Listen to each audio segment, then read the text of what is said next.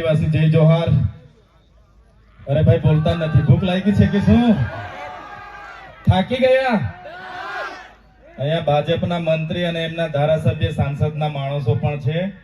Video બનાવશે અને બતાવશે ત્યારે નારા તો બધા કોઈ બોલતા નહોતા એવું થશે, એટલે નારા બધાએ જોરથી બોલવાના છે. તૈયાર છો? હું જય જવાન બોલાવીશ, તમારે જય કિસાન બોલાવવાનું છે. જય જવાન, જય જવાન, જય જવાન, ઇન્કલાબ જિંદાબાદ, ઇન્કલાબ જિંદાબાદ. ધન્યવાદ. આજની સોનગઢની પાવન ધરતી પર કિસાન મહાપંચાયતમાં ઉપસ્થિત આમ આદમી પાર્ટીના મહામંત્રી એવા મનોજભાઈ સોરઠિયા, દક્ષિણ ઝોનના પ્રભારી એવા રામભાઈ દડુક, મહાનગરપાલિકા સુરતના વિપક્ષના નેતા એવા પાયલબેન સાકરિયા, તાપી જિલ્લાના આમ આદમી પાર્ટીના પ્રમુખ એવા મહેન્દ્રભાઈ, સાથે આમ આદમી પાર્ટી પ્રદેશના યુવા અધ્યક્ષ એવા બ્રિજરાજભાઈ સોલંકી, સાથે માંડવી, મહુવા, માંગરોળ, વ્યારા, નિઝર તમામ વિધાનસભાના પ્રભારીશ્રીઓ, તાલુકાના પ્રમુખશ્રીઓ અને મંચસ્થ ઉપસ્થિત તમામ મહાનુભાવો અને મારી સામે મોટી સંખ્યામાં અહીંયા ઉપસ્થિત થયેલા વડીલો, યુવાનો, માતા બહેનો, ભૂલકાઓ, મીડિયાના મિત્રો, પોલીસ કર્મીઓ, તમામ લોકોને આ ચૈતર વસાવાના જોહાર વંદન કરું છું, નમન કરું છું. સાથીઓ, આપણે બધા ગર્વથી મેરા દેશ મહાન, મેરા ભારત મહાન એટલા માટે કહી શકીએ છીએ કે આ દેશ એક કૃષિ પ્રધાન દેશ છે. આ દેશ એક ખેડૂતોનો દેશ છે. આ દેશ કોઈ મોદી કે અમિત શાહના બાપનો નથી, અમારા ખેડૂતોનો દેશ છે. જ્યારે આ જગતનો તાત પોતાના પરિવાર સાથે આખું વર્ષ ખેતીમાં કાઢી મહેનત કરે છે, એ ચાહે વરસાદનો દુકાળ હોય, અતિવૃષ્ટિ હોય, અનાવૃષ્ટિ હોય, સૂકો દુકાળ હોય, લીલો દુકાળ હોય, માવઠાનો માર હોય, કમોસમી વરસાદ હોય, ઝેરી સાપ હોય, વન્ય પ્રાણી હોય, એની ચિંતા કર્યા વગર મહેનત કરે છે. મોગા મોગા બિયારણો, મોગા મોગા દવાઓ, મોગી મોગી ખાતરો લાવીને નાખે છે. અને જ્યારે પાક કાઢીને જ્યારે પાક પાકી જાય છે ત્યારે આપણામાં કહેવત છે એ પ્રમાણે ઢોર ખાય, મોર ખાય, ચોર ખાય અને પછી વધે. ખેડૂત જ્યારે ઘરે લાવે, પોતાનું ભાણું ભરે અને જ્યારે વેચવા માટે બજારમાં નીકળે છે ત્યારે આ ભારતીય જનતા પાર્ટીની નીતિ તમે જોઈ લો. આ ભારતીય જનતા પાર્ટીની સરકારમાં ખેડૂતોને પોતે પકવેલા ભાવ, પોતે પકવેલા પાકના ભાવ નક્કી કરવાનો અધિકાર નથી. ત્યારે આ ઉદ્યોગપતિની સરકારોને આ મંચ પરથી હું કહેવા માંગુ છું, આવનારા દિવસોમાં જગતના તાત આ અમારા ખેડૂતો તમને 2027માં ગુજરાતમાંથી ઉખેડીને ફેંકી દેવાના છે. સાથીઓ, એક બાજુ ઉદ્યોગપતિઓના સંસદના આંકડાઓ બહાર આવ્યા, એમાં દેશના ઉદ્યોગપતિઓના 16 લાખ કરોડ રૂપિયા આ સરકારોએ માફ કર્યા. અને જ્યારે આજે ખેડૂતોને જ્યારે 2-2 લાખની લોનની વાત હોય, એની જમીનો જપ્ત કરવામાં આવે, એના ઘર જપ્ત કરવામાં આવે, એમની પ્રોપર્ટી જપ્ત કરવામાં આવે, ત્યારે આપણે બધાએ સમજી લેવાની જરૂર છે કે આ આપણી સરકાર નથી. આ સરકારે અદાણી અંબાણીથી ચાલતી સરકાર છે. એની સામે આપણે ઉતરવાની તૈયારી બતાવી દેવી પડશે. સાથીઓ, આ દેશ ડોક્ટર બાબા સાહેબ આંબેડકરે બનાવેલા બંધારણથી ચાલવો જોઈએ. જયપાલસિંહ મુંડા આદિવાસી સમાજના સભ્યએ આદિવાસી માટે કરેલા પ્રાવધાનથી ચાલવો જોઈએ. પણ 30 વર્ષના ભારતીય જનતા પાર્ટીના શાસનમાં આદિવાસીઓને મળેલા સંવિધાનિક અધિકારોનો અમલ નથી થયો. ગુજરાતમાં અનુસૂચિ 5 આજ દિન સુધી લાગુ કરવામાં નથી આવી. ત્યારે જો આવનારા દિવસોમાં જો આ ભારતીય જનતા પાર્ટીની સરકાર અંબાજીથી ઉમરગામ સુધીના વિસ્તારોમાં અનુસૂચિ 5 લાગુ નહીં કરશે તો એનો બદલો હવે આપણે આવનારી 2027 ની વિધાનસભામાં લેવાનું છે ને એના માટે બધાએ તૈયાર થઈ જવાનું છે. એક બાજુ આસામ, સિક્કિમ, મેઘાલય, ત્રિપુરા, નાગાલેન્ડ, મિઝોરમ ત્યાં અનુસૂચિત 6 લાગુ છે. 1950 જ્યારે બંધારણ અમલમાં આવ્યું અને અનુસૂચિત 6 એ તમામ રાજ્યોમાં લાગુ કરવામાં આવી. અનુસૂચિત 5 ગુજરાતમાં આજ દિન સુધી લાગુ નથી કરવામાં આવી. ત્યારે એ રાજ્યોને આજે પ્રાવધાન છે, ત્યાંના આદિવાસી સમાજને સ્વતંત્ર હક અધિકારો મળ્યા છે. ત્યાં વિસ્તારમાં બંધારણની કલમ 371 એ અંતર્ગત નાગાલેન્ડમાં એવી સ્પેશિયલ પ્રાવધાન છે. બંધારણની કલમ 371 જી અંતર્ગત મિઝોરમમાં સ્પેશિયલ પ્રાવધાન છે.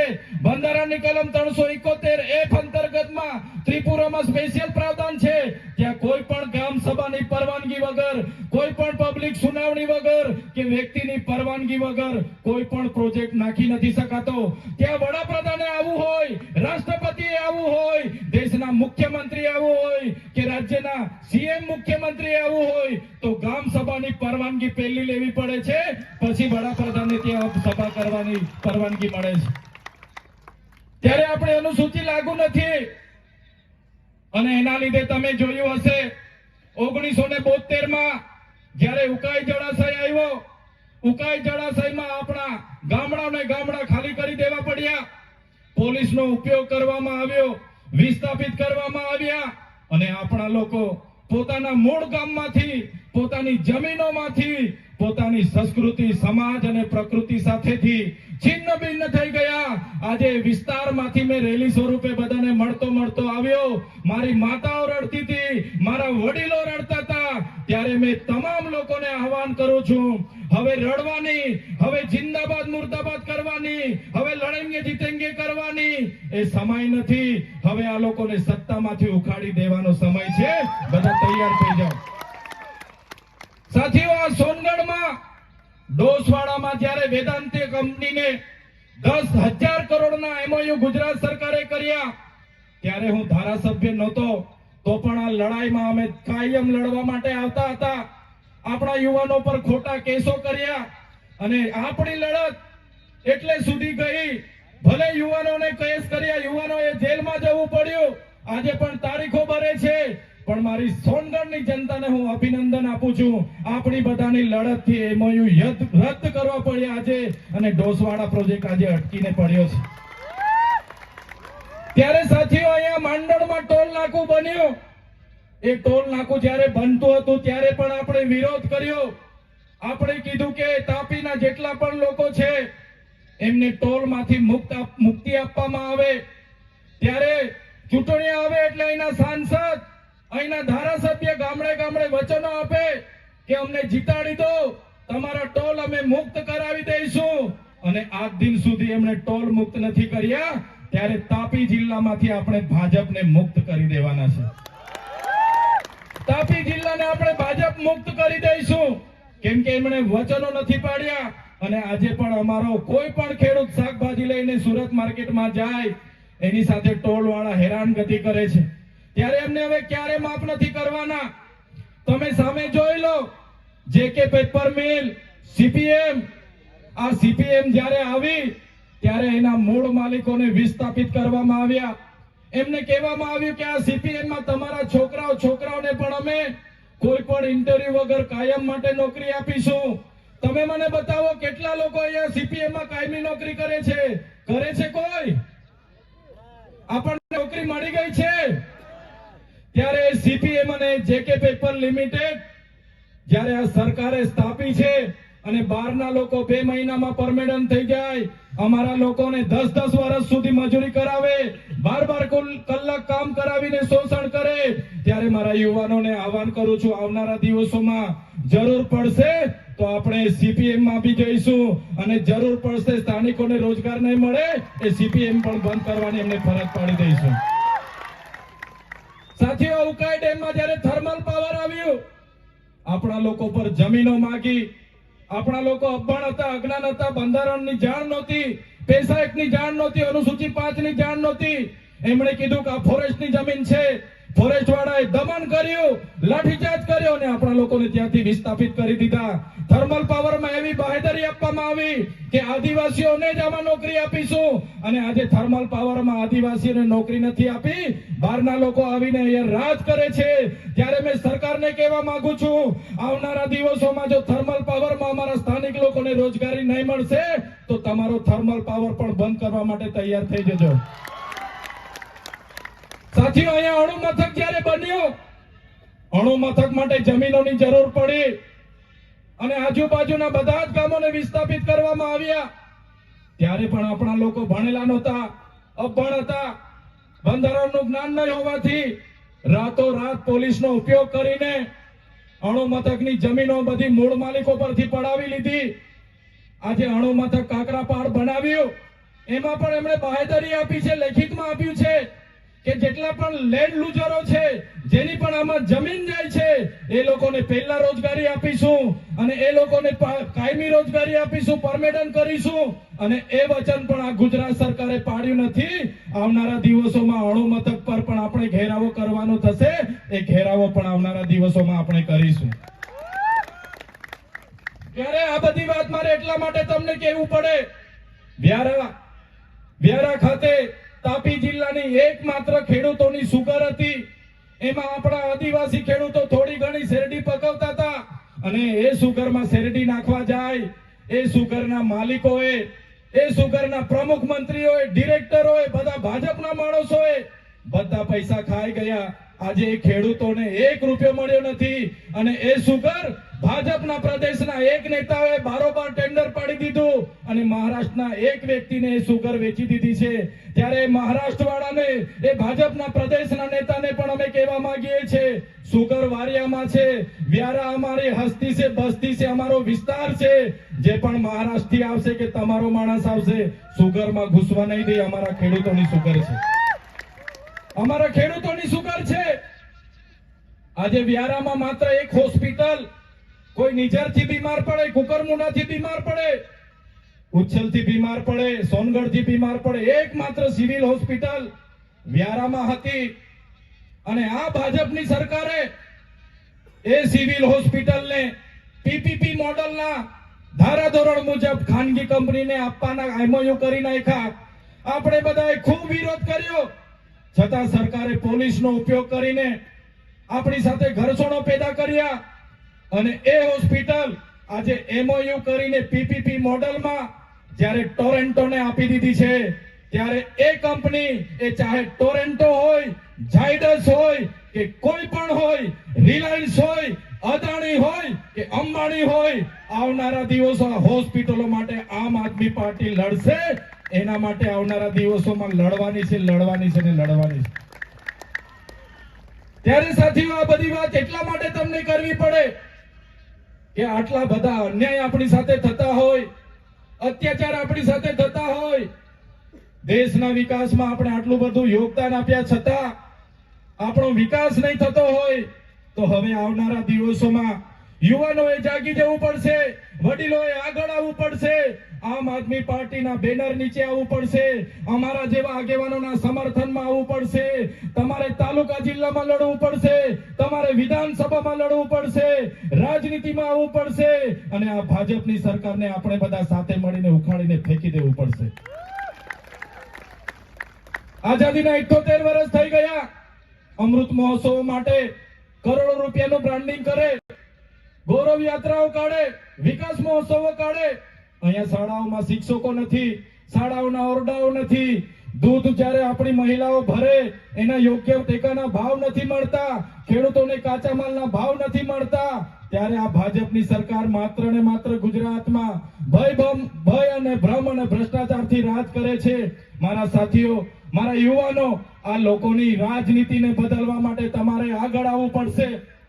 ત્યારે સાથીઓ, આગળ મનોજભાઈએ કીધું એટલે વધારે લાંબી વાત હું દોહરાવવા નથી માંગતો, પણ જ્યારે આ સરકાર સામે અમે મનરેગાના કૌભાંડ ઉજાગર કરીએ, નલ સે જલના કૌભાંડ ઉજાગર કરીએ, જમીન સંપાદન અટકાવીએ, જળ જંગલ જમીન આદિવાસીઓના અધિકારો બચેની વાત કરીએ, સંવિધાનિક અધિકારોની વાત કરીએ, સામાજિક અધિકારોની વાત કરીએ, ત્યારે આ ભાજપની સરકારને ગમતું નથી. અમને પણ બે વખત જેલમાં નાખ્યા, દબાવવામાં આવ્યા, ડરાવવામાં આવ્યા. ત્યારે આ ભાજપની સરકારના નેતાઓને, એમની પોલીસને એવું હતું કે આ ચૈતર વસાવા ડરી જશે, પણ આ ચૈતર વસાવા ડરવા વાળા નથી, આ ચૈતર વસાવા લડવા વાળા છે. ત્યારે તમે જોયું હશે, જ્યારે મારા જામીન થયા, ભાજપ સરકારના ઇશારે એમના વકીલોએ, એમના પોલીસે ખોટા સોગંદનામા રજૂ કર્યા. એમણે કીધું કે આ ચૈતર વસાવાને અંબાજીથી ઉમરગામ સુધીના 14 જિલ્લામાં એમણે પ્રવેશબંધી ફરમાવો, લોકોને ગેરમાર્ગે દોરે છે. અને એ પ્રકારની વાહિયાત વાતો કરીને જ્યારે એમણે સોગંદનામા રજૂ કર્યા, ત્યારે મારા મત વિસ્તારમાં આજે મને પ્રવેશબંધી છે. હું મારા ડેડિયાપાડામાં જઈ નથી શકતો. ડેડિયાપાડામાં મારું કાર્યાલય છે, મારું ગામ છે, મારો પરિવાર ત્યાં છે, મારું ઘર ત્યાં છે, પણ હું વિસ્તારમાં જઈ નથી શકતો. ત્યારે આ ભાજપના નેતાઓને, આ એમની પોલીસને અમે કહેવા માંગીએ છીએ, તમે મને ડેડિયાપાડામાંથી કાઢી નાખશો, તમે મારા નર્મદા જિલ્લામાંથી કાઢી નાખશો, પણ આ ચૈતર વસાવા લોકોના દિલમાં રહી છે, ત્યાંથી ક્યારે તમે મને કાઢી નથી શકવાના. ત્યારે એમને હતું કે નરેન્દ્રભાઈ મોદીને 15મી તારીખે ડેડિયાપાડા લાવશું, દબાવીશું, ડરાવીશું, ધમકાવીશું, સામ દામ દંડ નીતિ અપનાવીશું, ભાજપમાં લાવીશું, ખેસ પહેરાવીશું. ભલભલી ધમકીઓ અમને મળી છે, ભલભલી જેલની ધમકીઓ મળી છે, પણ આ જાહેર મંચ પરથી પ્રદેશના નેતાઓને પણ કહેવા માંગુ છું, જેટલી જેલો કરવાની એટલી કરી લેજો. 2027માં આમ આદમી પાર્ટીની સરકાર આવશે, તમારે બધાની ફાઇલો પણ અમે બધા ખોલવાના છે. ત્યારે અમે કોઈના બાપથી ડરતા નથી, કેમ કે અમે કોઈનું ખોટું કરતા નથી.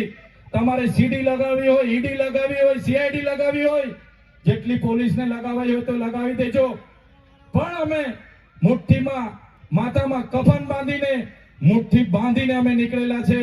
અમે કોઈ ભારતીય જનતા પાર્ટીના ભ્રષ્ટાચારી નેતાઓથી, એમના બુટલેગરોથી, એમના કોન્ટ્રાક્ટરોથી, એમના ખાણ માફિયાઓથી, એમના કોઈ પણ ગુંડાઓથી આ ચૈતર વસાવા ડરવાના નથી. એમને બધાને આવનારા દિવસો અમારી તાકાત બતાવી દઈશું. ત્યારે સાથીઓ, વધારે વાત હું નથી કરતો. આવનારા દિવસોમાં તાલુકા અને જિલ્લા પંચાયતની ચૂંટણીઓ છે. આ ચૂંટણીઓમાં તમારે બધાએ માન્ય કેજરીવાલ સાહેબની વિચારધારા સાથે, આમ આદમી પાર્ટીના મંચ સાથે અમારા સમર્થનમાં બધાએ તૈયાર થઈ જવું પડશે. ક્યાં સુધી તમે સબંધ અને શરમના લીધે નહીં લડશો, ક્યાં સુધી તમે રાજનીતિથી દૂર ભાગશો. ત્યારે બધા જ લોકોને હું વિનંતી કરું છું, બેરોજગાર યુવાનોને હું વિનંતી કરું છું, આવનારા દિવસોમાં આમ આદમી પાર્ટીમાં તમે જોડાઓ. આમ આદમી પાર્ટીમાં તાલુકા, જિલ્લા પંચાયત, આમ આદમી પાર્ટીમાં નગરપાલિકા લડો, આવનારા દિવસોમાં આમ આદમી પાર્ટીમાં વિધાનસભા લડો અને આ લોકોને સત્તામાંથી દૂર કરો. એ જ વિનંતી કરવા માટે આજે હું તમારી વચ્ચે પધાર્યો છું. અને મને પૂરેપૂરો વિશ્વાસ છે, મને ખાતરી છે કે આવનારા દિવસોમાં, એ ચાહે વ્યારા જિલ્લા પંચાયત હોય કે તાપી જિલ્લાના આવતા તમામ તાલુકા પંચાયતો હોય કે નગરપાલિકા હોય, આમ આદમી પાર્ટી આવનારા દિવસોમાં ચોક્કસ સત્તામાં આવશે અને એ દિવસે ભાજપને દૂર આપણે કરી દઈશું. ત્યારે આ વિસ્તાર, જે પણ ખેડૂતો છે એ મહેનતુ છે, સંઘર્ષશીલ છે, સ્વાભિમાની છે. ત્યારે મારા ખેડૂત ભાઈઓ, મારી માતાઓ, મારી બહેનો, મારા યુવાન મિત્રો, સૌને વધારે વાત નથી કરતો. સવારે 9 વાગ્યાથી પ્રોગ્રામો ચાલુ છે. લગભગ અમારો 14મો કાર્યક્રમ છે. આગળ 13 જગ્યાએ ભાષણો કરીને આવ્યો છું. ગળું પણ બેહી ગયું છે, બોલવામાં પણ તકલીફ છે. પણ તમે 2 વાગ્યાથી અત્યાર સુધી ખાધા પીધા વગર તમે અહીંયા બેઠા છો. તમે બધાએ આ તમારો ભાવ, આ તમારો પ્રેમ, આ તમારો સહકાર આમ આદમી પાર્ટી જોડે તમે આપ્યો છે. ત્યારે આમ આદમી પાર્ટી વતી હું બધાનો ખૂબ ખૂબ આભાર માનું છું. આવો તમારો સહકાર, આવો તમારો પ્રેમ, આવા તમારા આશીર્વાદ આવનારા દિવસોમાં પણ અમારી સાથે, આમ આદમી પાર્ટી સાથે બન્યા રહે. એ જ વિનંતી સાથે આપ સૌ અહીં પધાર્યા, અમારી સભાને સફળ બનાવી અને ખૂબ મોટી સંખ્યામાં ખેડૂતો, યુવાનો, માતા બહેનો આપ સૌ પધાર્યા. મીડિયા મિત્રો અહીંયા ઉપસ્થિત છે, પોલીસ અધિકારીઓ અહીંયા ઉપસ્થિત છે. તમામ લોકોનો આજના મંચ પરથી ખૂબ ખૂબ આભાર માનીને વિનમું છું. બધાનો ખૂબ ખૂબ આભાર, ધન્યવાદ. જય ભારત, જય જય ગરવી ગુજરાત.